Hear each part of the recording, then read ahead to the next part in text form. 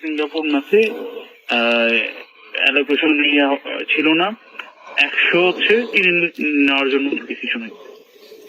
100 ticket কিনে নিব শুধু? জি। বাফুফে ঘোষণা দিয়েছে সোল্ড আউট গ্যালারি টিকিট। নতুন করে কেউ কিনতে চাইলেও সেই সুযোগ আর নেই। কিন্তু ঘটনা ঘটে গেছে। বাংলাদেশ ফুটবল আলট্রাস নামক ফুটবল সমর্থক গোষ্ঠীর ঝামেলা নিষ্পত্তিতে 100 টিকিট দেওয়ার কথা বলা হয়েছে বাফুফে থেকে। এমন কল রেকর্ড ভাইরাল হয়েছে। আর এখানেই প্রশ্ন দাঁড়ায়, আলট্রাস গ্রুপকে টিকিট দেয়া হবে কোন স্ট্যান্ডার্ড, ভিআইপি বক্স নাকি গ্যালারি টিকিট? যদি বলা হয় ভিআইপি বক্স, তাহলে তো অন্য কাহিনী শুরু। আলট্রাস ভিআইপি বক্সে গিয়ে কি করবে? তাদের তো থাকার কথা গ্যালারিতে, তাই ভিআইপি বক্সে টিকিট দিলেও লাভ নেই। কিন্তু বাফুফে যদি বলে গ্যালারি টিকিট দেওয়া হবে, তাহলে তো নিজেদের কথাই নিজেরাই ফেঁসে গিয়েছে। একদিকে ঘোষণা করলো গ্যালারি টিকিট সোল্ড আউট, অপরদিকে আলট্রাসকে দিচ্ছে 100 টিকিট। সব মিলিয়ে ব্যাটে বলে তো হয়নি, পাশাপাশি অস্বাস্থ্যকর এক পরিস্থিতিও তৈরি হয়েছে। এত ভালো আয়োজন করার পরেও টিকিট নিয়ে যে বিড়ম্বনায় পড়তে হয়েছে, তা নিয়ে সমালোচনা করার যথেষ্ট সুযোগ রয়েছে। বাফুফের এত ভালো অর্গানাইজেশনও যে সমালোচনা আর নিন্দার মুখে পড়বে, তা হয়তো কেউ কল্পনাও করতে পারেনি। কল্পনার বাইরে যা বাফুফে করে, হোক তা ভালো কিংবা মন্দ।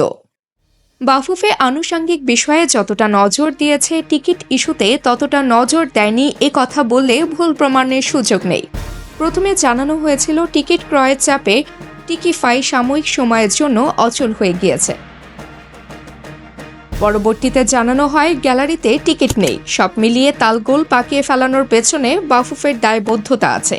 তার উপর বাংলাদেশ ফুটবলের সবচেয়ে বড় প্রতিষ্ঠিত গোষ্ঠী বাংলাদেশ ফুটবল আলট্রাসের সাথে যা হয়েছে, তা নিয়ে দেশের ক্রীড়া অঙ্গনের অনেকেই মুখ খুলেছেন। তাদের সাথে ছিলেন জনপ্রিয় কন্টেন্ট ক্রিয়েটর নিয়ন।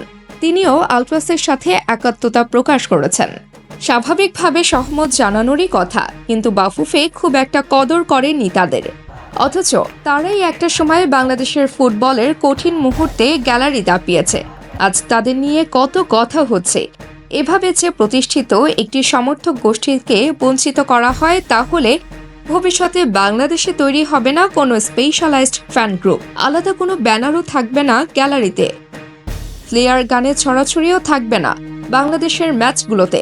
তবে বাফুফের উচিত সিঙ্গাপুর ম্যাচের আগে তাদের সাথে বসে আলোচনা করে সিদ্ধান্ত নেয়ার, ঠিক কতটুকু সহযোগিতা করতে পারবে বাফুফে, আর এতে আলট্রাসই বা বাফুফেকে কতটা স্যাক্রিফাইস করতে পারে।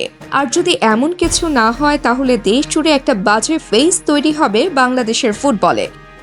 এমনটা যাতে না হয়, ফুটবলের ক্রেজটা যাতে ধরে রাখা যায়, সেই কাজটাই করতে হবে বাফুফের।